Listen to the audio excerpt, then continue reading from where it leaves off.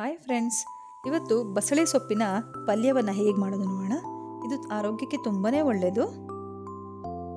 First ನಾವು ಬಸಳೆ ಸೊಪ್ಪನ್ನು ತೊಗೊಂಡು ಅದರದ್ದು ಎಲೆಗಳನ್ನು ಈ ಥರ ಹಿಂದೆ ಮುಂದೆ ಎಲ್ಲ ಚೆಕ್ ಮಾಡಿಬಿಟ್ಟು ಇಟ್ಕೋಬೇಕು. ಅದರಲ್ಲಿ ಏನಾದರೂ ಹುಳಗಳಿರುತ್ತೆ ಹಿಂದೆ, ಎಲೆಯ ಹಿಂದೆ, ಆದ್ದರಿಂದ ನೀವು ಅದನ್ನು ಕ್ಲೀನಾಗಿ ಚೆಕ್ ಮಾಡ್ಕೋಬೇಕು.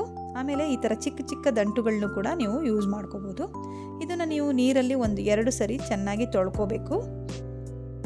ಅದಕ್ಕೆ ಸ್ವಲ್ಪ ಸಾಲ್ಟನ್ನು ಸೇರಿಸ್ಕೊಂಡು 2 ಸರಿ ತೊಳ್ಕೊಂಡು ಅದನ್ನು ನೀವು ಚಿಕ್ಕ ಚಿಕ್ಕದಾಗಿ ಹೆಚ್ಕೋಬೇಕು.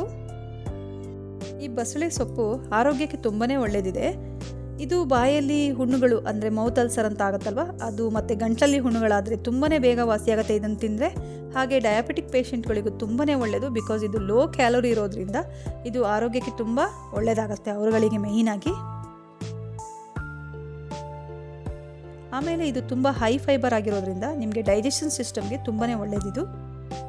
ನೋಡಿ, ಈ ಥರ ಸಣ್ಣದಾಗಿ ಹೆಚ್ಕೊಂಡಿದ್ದೀನಿ.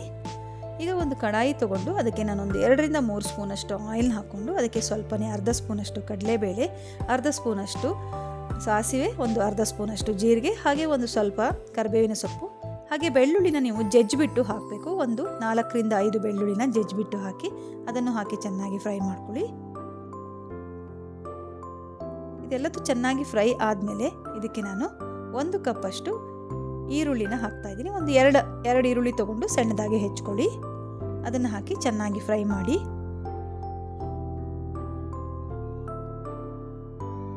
ಈರುಳ್ಳಿ ಚೆನ್ನಾಗಿ ಫ್ರೈ ಆದಮೇಲೆ ಅದಕ್ಕೆ ನಾನು ಹೆಚ್ಕೊಂಡಿರುವಂತಹ ಬಸಳೆ ಸೊಪ್ಪನ್ನು ಹಾಕೋತಾ ಇದ್ದೀನಿ.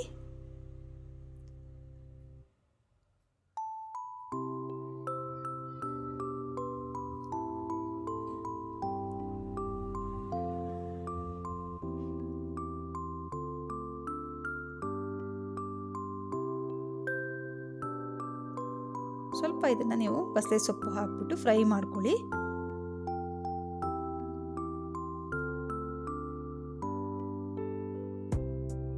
ಹಾಗೆ ಇದಕ್ಕೆ ನೀವು ಹಸಿಮೆಣಸು ಹಾಕೊಳ್ಳೋರು ಹಸಿಮೆಣಸು ಹಾಕೋಬೋದು. ನಾನಿಲ್ಲಿ 7-8 ರೆಡ್ ಚಿಲ್ಲಿ ಅಂದರೆ ಕೆಂಪು ಮೆಣಸನ್ನು ಸಣ್ಣದಾಗಿ ಕಟ್ ಮಾಡ್ಕೊಂಡು ಹಾಕೋತಾ ಇದ್ದೀನಿ. ಬೇಕಾದರೆ ಇದಕ್ಕೆ ನೀವು ಹಸಿಮೆಣಸು ತಿನ್ನೋರಾದರೆ ಹಸಿಮೆಣಸನ್ನು ಕೂಡ ಸೇರಿಸ್ಕೊಂಡು ಮಾಡ್ಬೋದು. ಇದನ್ನು ಈಗ ಚೆನ್ನಾಗಿ ಫ್ರೈ ಮಾಡ್ಕೊಳ್ಳಿ. ಒಂದು 7-8 ನಿಮಿಷ ಇದನ್ನು ಚೆನ್ನಾಗಿ ಈ ಥರ ಹೈ ಫ್ಲೇಮಲ್ಲಿ ತಿರ್ಸ್ಕೋಬೇಕು.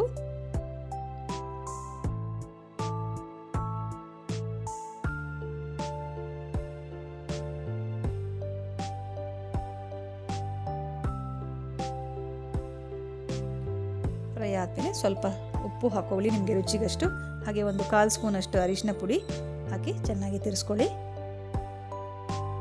ಇದಕ್ಕೆ ನಾನೊಂದು ಅರ್ಧ ಕಪ್ಪಷ್ಟು ನೀರನ್ನ ಸೇರಿಸ್ಕೊತಾ ಇದ್ದೀನಿ. ಅದು ಸ್ವಲ್ಪ ಬೇಯಬೇಕಲ್ವ, ಅದಕ್ಕೆ ನೀವು ಒಂದು ಅರ್ಧ ಕಪ್ಪು ನೀರು ಹಾಕಿಬಿಟ್ಟು ಒಂದು 10 ನಿಮಿಷಗಳ ಕಾಲ ಹೈ ಫ್ಲೇಮಲ್ಲೇ ಬೇಯಿಸಬೇಕು. ಎಲ್ಲ ಬೆಂದಾದಮೇಲೆ ಲಾಸ್ಟಿಗೆ ಒಂದು ಅರ್ಧ ಕಪ್ಪಷ್ಟು ತೆಂಗಿನಕಾಯಿ ತುರಿ ಹಾಗೂ ಸ್ವಲ್ಪ ಕೊತ್ತಂಬರಿ ಸೊಪ್ಪನ್ನು ಹಾಕಿ ಒಂದು ನಿಮಿಷಗಳ ಕಾಲ ಅದನ್ನು ಸ್ವಲ್ಪ ಈ ಥರ ತಿರ್ಸಿ. ನೋಡಿ, ರುಚಿಯಾದ ಬಸಳೆ ಸೊಪ್ಪಿನ ಪಲ್ಯ ರೆಡಿಯಾಗಿದೆ. ಆರೋಗ್ಯಕರವಾದ ಬಸಳೆ ಸೊಪ್ಪು ಪಲ್ಯ. ಇದನ್ನು ನೀವು ಮನೆಯಲ್ಲಿ ಮಾಡ್ಕೊಳ್ಳಿ. ಇದು ರೊಟ್ಟಿ, ಚಪಾತಿ, ಈವನ್ ರೈಸಿಗೂ ತುಂಬಾ ಚೆನ್ನಾಗಿರುತ್ತೆ. ಮನೆಯಲ್ಲಿ ಖಂಡಿತ ಟ್ರೈ ಮಾಡಿ. ಹಾಗೆ ಎಲ್ಲರಿಗೂ ಈ ನನ್ನ ವಿಡಿಯೋ ಇಷ್ಟ ಆದರೆ ನನ್ನ ವಿಡಿಯೋಕ್ಕೆ ಲೈಕ್ ಮಾಡಿ, ಹಾಗೆ ನಿಮ್ಮ ಫ್ರೆಂಡ್ಸ್ಗಳಿಗೂ ಶೇರ್ ಮಾಡಿ. ನನ್ನ ಚಾನಲ್ನ ಸಬ್ಸ್ಕ್ರೈಬ್ ಮಾಡ್ಕೊಂಡಿಲ್ಲ ಅಂದರೆ ನನ್ನ ಚಾನಲ್ನ ಸಬ್ಸ್ಕ್ರೈಬ್ ಮಾಡ್ಕೊಳ್ಳಿ. Thank you. Thanks for watching.